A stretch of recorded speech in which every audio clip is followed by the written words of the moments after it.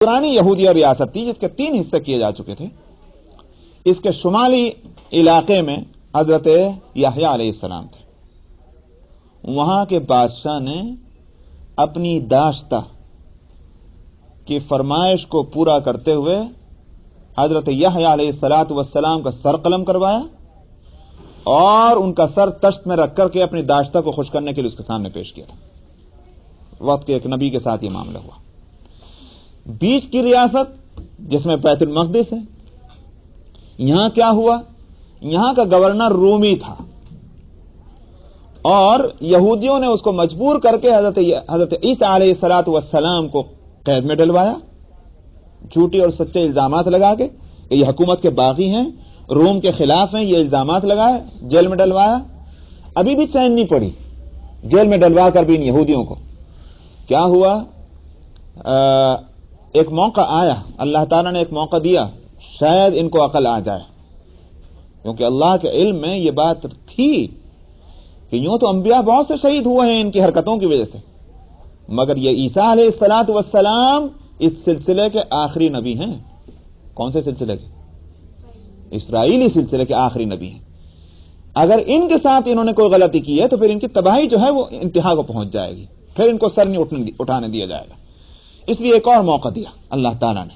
اللہ رحیم ہے، اللہ کریم ہے، موقع دیتے ہیں. ایک اور موقع دیا. کیا موقع تھا؟ ایک ان کے ہاں کے اعتبار سے ایک عید کا دن آیا اور اصول یہ تھا حکومت کا کہ عید کے دن ایک بہت ہی خطرناک قسم کے قیدی کو وہ رہا کرتے تھے اس عید کی خوشی میں. وہ دن آیا تو گورنر نے لوگوں سے پوچھا، ہماری جیل میں 2 قیدی ہیں، ایک ہے ڈاکو جو بہت خطرناک ڈاکو ہے اور دوسرے ہیں مسیح. اس لیے کہ ان کا ریکارڈ جو بنایا گیا تھا یہودیوں نے الزام لگا کر تو اس کو خطرناک بنا دیا تھا. حقیقتاً خطرناک نہیں تھے لیکن ریکارڈ میں ان کو خطرناک بنایا گیا. 2 ہیں قیدی اور گورنر جانتا ہے کہ حضرت عیسیٰ علیہ السلام، حضرت مسیح علیہ السلام اتنے خطرناک ہیں نہیں، اتنے کیا ہیں ہی نہیں، بالکل یہ مجرم بھی نہیں ہے. ان کو جھوٹا الزام لگا کر کے اور گورنمنٹ کو مجبور کر کے جیل میں ڈالا گیا، یہ حقیقتاً ایسے نہیں ہے. اس لیے اس نے لوگوں سے کہا کہ ہم ایک قیدی کو رہا کرنے کا ہم کو اختیار ہے، تم بتاؤ تم کس کو رہا کرانا چاہتے ہو، ڈاکو کو یا مسیح کو؟ یہودیوں نے کیا کہا کہ نہیں، ڈاکو کو رہا کر دو. چنانچہ ڈاکو رہا کر دیا گیا اور مسیح علیہ السلام جیل میں رہے. ابھی بھی چین نہیں آئی، اپنی تباہی پر یوں کہیے کہ پورے سر سے اوپر پانی گزارنا چاہتے ہیں. تو یہ ہوا کہ ان کو جان سے مروانا چاہیے. تو آپ کو معلوم ہے کہ ان یہودیوں نے سازش کر کے حضرت عیسیٰ علیہ السلام کو سولی پر چڑھوایا. اب بات ختم ہو گئی. چنانچہ عیسیٰ علیہ السلام کے دنیا سے اٹھا لیے جانے کے تقریباً 20-25 سال کے بعد، 15-20 سال کے بعد ہی یہ پھر وہ تباہی آئی تھی کہ پھر روما کی حکومت نے ان کی بغاوت کو کچلنے کے واسطے پھر جو حملہ کیا، بیت المقدس پھر تباہ ہوا، پھر ہیکل سلیمانی کو تباہ کیا گیا. 1,22,000 اسرائیلی قتل کیے گئے اور تقریباً 70-80 ہزار جو ہیں ان کو قید کر کے خدا جانے کہاں لے جا کر ان کو ڈالا گیا، دنیا کے اس زمین کے مختلف حصوں میں، وہاں نہیں چھوڑا گیا. یہ تباہی ہوئی ہے سن 60 عیسوی میں. یہ ہے وہ جس کا یہاں تذکرہ ہے. فرمایا کہ ان احسنتم احسنتم لانفسکم وان اسأتم فلہا، اگر تم نے بھلائی کی تو بھلائی کرو گے اپنے واسطے اور برائی کی تو وہ بھی تمہارے اپنے لیے ہوگی. فاذا جاء وعد الاخرہ، پھر جب دوسرے وعدے کا وقت آیا تو کس طرح ہوا؟ فرمایا تاکہ لیسوءوا وجوہکم، تاکہ وہ تمہارے چہرے بگاڑ دیں. وہ دوسرا وعدہ جب آیا تو اس لیے آیا تمہارے چہرے بگاڑ دیں. ولیدخل المسجد، اور تاکہ وہ مسجد میں اس ہیکل سلیمانی میں اسی طرح داخل ہو جائیں جس طرح وہ پہلے دشمن داخل ہوئے تھے. کما دخلوا اول مرہ ولیتبروا ما علوا تدبیرا، اور تاکہ ہر وہ چیز تباہ کر دیں جس پر ان کا قابو چلے. चुनाचे न कोई घर छोड़ा, न दर छोड़ा, न मस्जिद छोड़ी, कुछ नहीं छोड़ा, सब तबाह करके, बर्बाद करके और ईंट से ईंट बजा करके और ये चले गए। ये थी वो दूसरी तबाही जो इसराइलियों पर आई।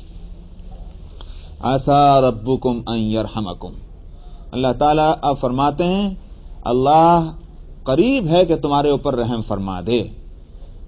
व इन उद्तुम उदना, करीब है रहम फरमा दे का मतलब नुज़ूल कुरान के वक्त में ये बात कही जा रही है। और बनी इसराइल, अगरचे सूरा मक्की है लेकिन बहरहाल अरब के अंदर इसराइली आबाद है। मदीना मुनव्वरा में के गिरदो पेश आधी आबादी अरबों की है, तो आधी आबादी जो है वो इन्हीं इसराइली यहूदियों की है। और अल्लाह के तो इल्म है कि ये काफिला जो है मुसलमानों का बमै नबी के मदीने को मुंतकिल होगा और इन इसराइलियों से वास्ता पड़ेगा, इसलिए पहले ही फरमा दिया आसा रब्बुकुम अन यरहमकुम, अन करीब तुम्हारा रब तुम्हारे ऊपर रहम करेगा। वही नो तुम उतना, लेकिन अगर तुमने फिर कोई हरकत की तो फिर हम भी उस अजाब को लौटा कर लाएंगे। चुनाचे यही हुआ कि नबी करीम सल्लल्लाहु अलैहि वसल्लम के जमाने में यहूदियों को जब मौका मिला चूज करने का, इंतखाब करने का, कौन सा रास्ता इख्तियार करें, नबी पर ईमान लाने का रास्ता इख्तियार करें उनकी मदद करने का, या मुखालिफत वाला और साजिशों वाला रास्ता इख्तियार करें। ज़ाहिर है कि तारीख यही बता रही है कि यहूदियों ने खतरनाक साजिश वाला रास्ता इख्तियार किया नबी करीम सल्लल्लाहु अलैहि वसल्लम के मुकाबले में। मक्के वालों ने तो खुले तौर पर दुश्मनी का ऐलान कर दिया, भाई हम तुम्हारे दुश्मन, खत्म, उनसे निमट लिए। लेकिन पीछे गोया पीठ पर छुरा मारने वाले हरकतें हमेशा यही करते रहे इसराइली यहूदी। आप देख लें कि ग़ज़वा खंदक के मौके पर समझ में आया, सबसे पहली इन्होंने जो साजिश की है वो ओहद के मौके पर की। नबी करीम सल्लल्लाहु अलैहि वसल्लम ग़ज़वा ओहद में तशरीफ ले जा रहे हैं, दुश्मन वहां आ चुका है, आप तशरीफ ले जा रहे हैं ग़ज़वा ओहद पर। यहां से सब चलें, लेकिन दरमियान में से 1000 का लश्कर नबी करीम सल्लल्लाहु अलैहि वसल्लम लेकर चल रहे हैं, लेकिन दरमियान में से 4 मील का तो फासला है ओहद का और मस्जिद नबवी का। लेकिन इस 4 मील के अंदर उनकी साजिश क्या हुई, नहीं हम नहीं जाते, और 300 निकलकर वहां से वापस हो गए। कितना खतरनाक मौका था, इस वक्त बगावत करने का क्या असर पड़ सकता था। दूसरे कमजोर मुसलमान जो होते वो भी जा सकते थे, लेकिन अल्लाह ताला ने उनके दिलों को बांध कर रखा, उनको हौसला अता फरमाया, उनको मजबूती अता फरमाया। ठीक आप जरा इसका तसव्वुर कीजिए कि जिस वक्त दुश्मन से मुकाबले पर मिलिट्री जा रही हो, उस वक्त 1/3 अगर वहां से बगावत कर जाए उसका असर क्या पड़ेगा। ये यहूदी थे जो वापस चले गए, हर बात मुनाफिकीन मदीना थे, वही इसराइली यहूदी तो मुनाफिक थे, तो उन्होंने ये हरकत की। पहली साजिश तो वहां हुई, और उसके बाद दूसरी साजिश क्या हुई, दूसरी साजिश हुई ग़ज़वा खंदक के मौके पर। ग़ज़वा खंदक में तमाम अरब की कुफ्रिया ताकत, शिरकिया ताकत जो है वो फैसला कुन जंग करने के लिए आ गई है। भाई अब ठीक है, अब सब मिल जाओ, जितने अल कुफ्र मिल्लतुन वाहिदन का जो है मुजाहरा हो रहा है, सारी काफिर कौमें अरब की वो सब मिलकर एक यूनाइटेड अटैक जो है वो हो रहा है। जो आज जिस तरह हरकत हो रही है आज, वो ये तजर्बा पहले भी हो चुका कि सारी कौमों ने मुत्तहिदा एक यूं कहिए कि एक अटैक की है मदीना मुनव्वरा पर। उस वक्त नबी करीम सल्लल्लाहु अलैहि वसल्लम के लिए कितना बड़ा यूं समझिए कि परेशानी का वक्त होगा। इससे आप अंदाजा कर सकते हैं कि पूरा अरब मुकाबले पर आ गया है मदीना मुनव्वरा की। अच्छा साहब, आपने जो इंतजाम किया वो किया, उसको आप सीरत की किताब में पढ़ लें, मुझे वो उस तफसीर में नहीं जाना। मुझे बतलाना है कि नबी करीम सल्लल्लाहु अलैहि वसल्लम मैदान पर है, 3000 तो कुल आपके साथ है, उधर 12000 हैं जी, 20000 आपकी रिवायत 20000 की है, मुझे को पता नहीं क्यों 12000। खैर बहरहाल मुझे तादाद ज्यादा ही है, कई गुना ज्यादा है, वल्लाहु आलम। हो सकता है कि 12000 फतेह मक्का वाले, मुझे कंफ्यूजन हो रहा हो, 20000 है 12000 है, इसको देख लिया जाए तो एक बड़ी तादाद वहां मुखालिफीन की है। इस सूरत में यह वही मौका है खंदक की खुदाई का, जिसमें आप खुद भी शरीक हैं, और कई कई वक्त का फाका है, सहाबा को भी, नबी करीम सल्लल्लाहु अलैहि वसल्लम को भी पेट पर पत्थर बन रहे हैं। ये तो वक्त है सख्त। यहूदियों ने उस वक्त भी साजिश की, और उस वक्त साजिश किस तरह की कि उन्होंने अंदर से पैगाम भिजवाया दुश्मनों को کہ ہم یہاں سے بغاوت کرنے کو تیار ہیں اور فلاں وقت ہم بغاوت کریں گے، تم اس وقت یہ کرنا. یہ سازش ہیں اندر سے. نبی کریم صلی اللہ علیہ وسلم کو اللہ سبحانہ و تعالیٰ کی طرف سے بتا دیا گیا کہ یہ سازش ہو رہی ہے. تو اللہ نے غیبی مدد فرمائی اور نعیم ابن مسعود رضی اللہ عنہ نے اسلام قبول کیا انہی دنوں میں، اور انہوں نے وہ کارنامہ انجام دیا تہاں ایک فرد نے کہ جو واقعتاً پوری قوموں کے اوپر وہ کارنامہ بڑا بھاری. اس کی تفصیل بھی آپ سیرت کی کتابوں میں پڑھ لیں. ان کے اس کارنامے کی وجہ سے یہ ان میں پھوٹ پڑی، اور اس پھوٹ سے اور پھر اللہ کی طرف سے وہ تیز و تند ہوا چلی جس کی وجہ سے ان کے خیمے اکھڑ گئے رات کی اندھیری میں، اور آخرکار یہ ہوا کہ وہ بھاگ لیے. وہ رعب جو تھا اللہ تعالیٰ نے ڈالا تھا دلوں میں اور وہ بھاگ گئے. مدد ہوئی مسلمانوں کی. یہ آخری سازش تھی خطرناک موقع پر جو یہودیوں نے کی. وَإِنْ عُدْتُمْ عُدْنَا، اگر تم نے پھر وہ حرکت کی تو ہم بھی پھر لوٹ کر آئیں گے عذاب لے کر. چنانچہ نبی کریم صلی اللہ علیہ وسلم نے پھر ان کو سزا دی، اور ان کی سزا خود سے تجویز نہیں کی کہ تمہاری سزا یہ ہے، بلکہ ان سے خود کہا کہ تم ایک آدمی مقرر کر کے بتاؤ جس کو تم پسند کرو، پھر وہ جو فیصلہ تمہارے لیے کرے گا وہ فیصلہ نافذ ہوگا. آپ نے بھی اتنا موقع دیا. انہوں نے ایک آدمی مدینے کے جو قبائلی سرداروں میں سے ایک مسلمان تھے، انہوں نے کہا کہ آپ ان کو مقرر فرما دیں، جو یہ فیصلہ کریں گے ہمیں منظور ہوگا. انہوں نے فیصلہ دیا یا رسول اللہ بڑے خطرناک ہیں، ان کی گردنیں اڑوا دینی چاہیے. وَإِنْ عُدْتُمْ عُدْنَا، یہ اللہ کا فیصلہ تھا. اگر تم نے پھر وہ حرکت کی تو ہم بھی عذاب لے کر لوٹیں گے. ایسی طرح سے عذاب آیا. ایک پورا قبیلہ بنو قریظہ کا ان کو سزا دی گئی، اس لیے کہ ان کے تجویز کردہ فیصلہ کرنے والے کا فیصلہ یہی تھا. کسی پر اب اس کا کوئی الزام نہیں آتا. دوسرا بنو نذیر تھے. بنو نذیر نے کو ابھی موقع ملا رہو، لیکن انہوں نے سبق نہیں حاصل کیا. بجائے اس کے کہ وہ ان حالات سے سبق حاصل کرتے، انہوں نے بھی سازش کی نبی کریم صلی اللہ علیہ وسلم کے مقابلے پر. اور موقع یہ پیش آیا کہ ایک مسلمان سے غلطی میں ایک قتل ہو گیا، اور جو قانون تھا اس کے اعتبار سے خون بہا اور دیت کی رقم دینے کا مسئلہ تھا. تو جو وہاں قانون بنا تھا اسٹیٹ کا مدینے کی، نبی کریم صلی اللہ علیہ وسلم نے جو قانون مرتب فرمایا تھا، تقریباً یہ اسلامی اسٹیٹ کا پہلا یہ کانسٹیٹیوشن ہے جو نبی کریم صلی اللہ علیہ وسلم نے مرتب فرمایا تھا. لکھا ہوا 52 کلاس تھیں، اس میں 52 دفعات پر مشتمل یہ اسلامک اسٹیٹ کا جو ہے کانسٹیٹیوشن تھا، یہ وہاں کا مدینے کی. تو اس میں یہ بات تھی خون بہا جو ہے وہ مشترکہ ہوگا. چنانچہ وہ خون بہا کی رقم، خون بہا کا مطلب سمجھ رہے ہیں نا، یعنی مقتول جو ہے اس کا معاوضہ دیا جائے مال کے اعتبار سے، یہ تھا. چنانچہ وہ خون بہا کی رقم تو اس قانون کے مطابق مسلمانوں کو بھی دینی تھی اور ان یہودیوں کو بھی دینی تھی جو اس مدینے میں رہتے تھے. نبی کریم صلی اللہ علیہ وسلم 2-4 صحابہ کے ساتھ، جن میں حضرت علی رضی اللہ عنہ بھی ہیں، بنو نذیر کے گڑھی جو ان کی وہ تھا، گڑھی کہتے ہیں اس کو آپ یہاں کیا کہتے ہیں، یعنی مطلب جہاں وہ ایک قلعے نما ایک وہ ہوتی ہے، قلعہ تو نہیں ہوتا مگر اس انداز میں ایک محفوظ گڑھی بولتے ہیں اسے، محلہ کہیے اسے. اس محلے میں آپ تشریف لے گئے اور آپ نے پیغام بھجوایا کہ بھئی ہم اس لیے آئے ہیں کہ تاکہ یہ خون بہا، یہ فلانے خون بہا کی رقم کا ہم کو دینی ہے، تو تم اپنا حصہ جو ہے، حصہ رسد، وہ تم ہم کو دے دو. انہوں نے کہا کہ آپ تشریف رکھیں، ہم جمع کرتے ہیں. تو آپ اس گڑھی کے دیوار سے ٹیک لگا کر آپ وہاں بیٹھ گئے. دن کا وقت تھا، دھوپ تھی، آپ وہاں بیٹھ گئے سائے میں. انہوں نے یہاں سازش کی اور مشورہ کیا کہ بھئی آج بہترین موقع ہے اس سے نجات پا لینے کے لیے، لہذا کیا کرو. ایک نوجوان کو تیار کیا گیا کہ تو بڑا سا پتھر لے کر اوپر چڑھ اور وہاں چڑھ کے اس دیوار کے اوپر سے اس طرح سے گرا دے کہ آپ پر گرے، قصہ جلدی ختم ہو جائے.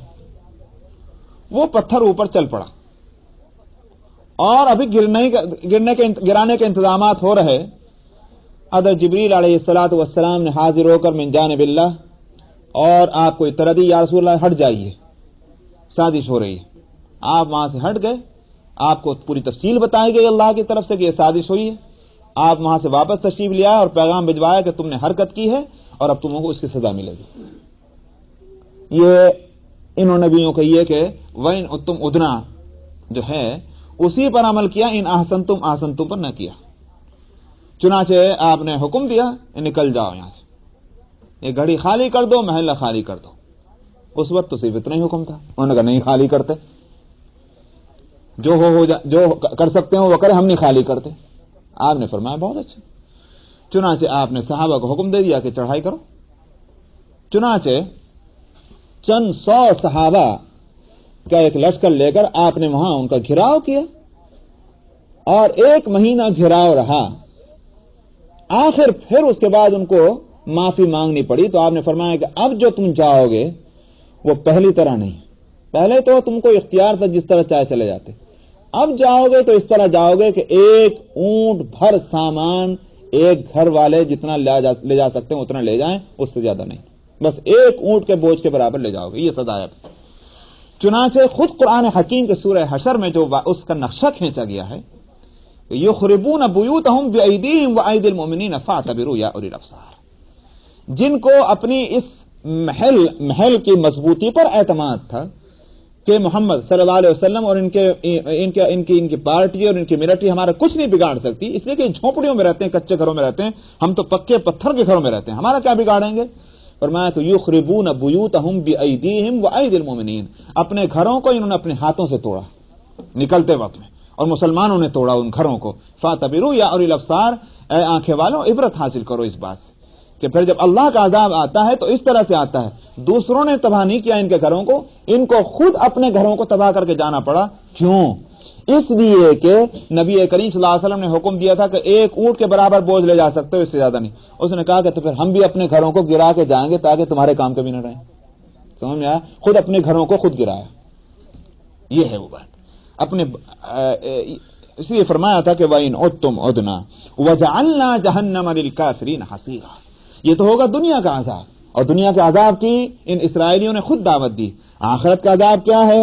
فرمایا کہ ہم نے جہنم بنا رکھی ہے کافروں کے واسطے، گھراؤ کرنے والی ہے، حصیرہ محاصرے سے، چھوڑے گی تھوڑی ہی جہنم۔ گھراؤ کرنے کے معنی کیا ہے؟ یعنی بعض روایتوں سے ایسا معلوم ہوتا ہے کہ جیسے آپ نے ویکیوم دیکھتے ہیں، یہاں روز کرتے ہیں ویکیوم، یہ کیا ہوتا ہے؟ ہوا سے پورا کچرا اپنی طرف کھینچتی ہے کہ نہیں کھینچتی؟ ایسا معلوم ہوتا ہے کہ جہنم میں دونوں صورتیں ہوں گی، ایک طرف تو ذلت کے ساتھ ان کو فرشتے لاتے مار مار کر کے اور چہرے کے بل ان کو ٹانگوں سے کھینچ کر ڈالیں گے، یہ بھی صورت ہوگی۔ ساتھ میں یہ بھی ہوگا کہ جو ایک ویکیوم سسٹم جیسے ہوتا ہے، اسی طرح جہنم لوگوں کو اپنے اندر خود بھی کھینچے گی، ان کو جو جہنم کے مستحقین ہیں انہی کو کھینچے گی، دوسروں کو نہیں۔ بھائی ویکیوم کلینر جو ہے وہ بھی تو ہر چیز کو نہیں کھینچتی، اسی کو کھینچے جو اس کو کھینچنے کے لیے ہے۔ اسی طرح جہنم جو ہے اپنے مستحقین کو کھینچے گی، جو اس کے مستحق نہیں ان کو نہیں کھینچے گی۔ یہ ہے محاصرہ، جو جہنم کا محاصرہ ہے، خود جہنم گھیر کر لائے گی اور اپنے اندر ان کو ہڑپ کرے گی، ان کافروں کو، انہی کے واسطے جہنم تیار کر کے رکھی۔ ان ھذا القرآن یہدی للتی ہی اقوم، میں نے شروع میں بتلایا ہوگا کہ یہ اسرائیلیوں کا یہ تذکرہ یہاں کیوں آیا ہے، بنی اسرائیل کی تاریخ جو بیان کی گئی کیوں، تو میں نے اگر نہیں بتلایا تو پھر بتلا دوں کہ دراصل یہ اہل مکہ کو سنانا ہے۔ نبی کریم صلی اللہ علیہ وسلم کی تسلی تو تھی ہی، جن حالات میں یہ سورہ نازل ہوئی یاد ہوگا کہ نبی کریم صلی اللہ علیہ وسلم کی مخالفت اور آپ کو تکلیف پہنچانا، سارے ہی تو حربے استعمال ہو چکے تھے، نہیں ہو چکے، پتھر مارے جا چکے، کانٹے بچھائے جا چکے، اوش ڈالی جا چکی، گالیاں دی جا چکی، ساری حرکتیں ہوئی۔ اب اس صورت میں یہ ہیں وہ حالات کہ جس میں سورہ نازل ہوئی ہے، یہ سورہ بنی اسرائیل۔ تو ایک طرف تو یہ بتلانا ہے کہ اے نبی تمہارے اوپر تو اللہ کی یہ نعمتیں ہیں، تمہیں معراج نصیب ہوئی ہے، یہ ہے تمہارا مقام، اس نعمت کے مقابلے میں ان تکلیفوں کی کیا حیثیت ہے؟ جو تکلیفیں ایک طرف تو آپ کو تسلی، اور پھر یہ تکلیفیں بھی ہمیشہ رہنے والی نہیں، بلکہ یہ کہ जिस तरह से इसराइलियों का हशर हुआ, इसी तरह से अल्लाह को कुदरत है कि वो तुम्हारे दुश्मनों का भी यही अंजाम करें जो अंजाम के इसराइलियों का हुआ, इसलिए कि उन्होंने अंबिया की बात नहीं मानी। अगर ये नबी की बात नहीं मानेंगे तो इनका भी हशर यही होना है, कामयाबी तो आपकी होगी न कि इनकी। एक तरफ तो आपको बताना, दूसरी तरफ अहले मक्का को बताना है कि इसराइलियों को भी घमंड था किस चीज का, हम अंबिया की औलाद हैं और बैतुल मक़दिस जो खाना खुदा है हम उसके खिदमतगार हैं, ये घमंड था। चुनांचे खुद कुरान हकीम ने उस वक्त के इसराइलियों का ये नारा जो है उसको नकल किया है, नहनु अब्नाउल्लाह व अहिब्बाहु, हम तो अल्लाह की औलाद और उसके दोस्त हैं, लिहाजा हम पर कैसे अजाब कोई आ सकता है। हमेशा ये घमंड इसराइलियों को रहा है। तो क्या हुआ, क्या अंबिया की औलाद होना अल्लाह के अजाब से उनको बचा सका है? क्या बैतुल मक़दिस जो खाना खुदा और क़िबला है कौमों का, उनका खिदमतगार होना और उनका पड़ोसी होना और उनका मुजाबिर होना और उनका मुतवल्ली होना अल्लाह के अजाब से उनको बचा सका? नहीं बचा सका। क्यों? इसलिए कि अकीदा और अमल और अखलाक यही चीज वो है कि जो इंसान को दुनिया में अजाब से बचाती हैं, अल्लाह के अजाब से, अल्लाह के गुस्से से। निस्बतें नहीं बचाया करती। समझा? पिदरम सुल्तान जो है पिदरम सुल्तान बूथ का नारा, अल्लाह के यहां उसकी कोई हैसियत नहीं। सबसे बड़ी हैसियत जो है